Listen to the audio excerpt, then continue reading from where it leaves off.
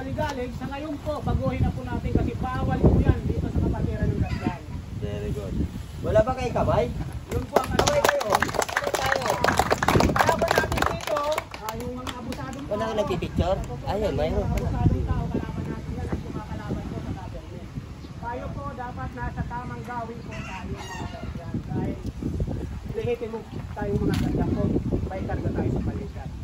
Ang ano po natin, kapag natin tayo po nasa inuman, wag po natin ipagmalaki yung ating mga katak dito po sa ating balikat by respect.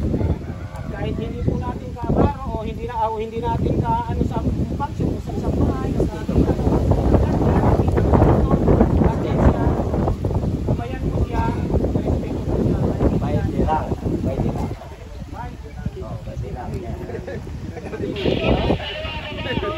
Ayan yan, mga ibang tato. Bawal yun. O LF o RNG, ibig sabihin yan ay mataas po siya sa Gasdan. Ranking po siya.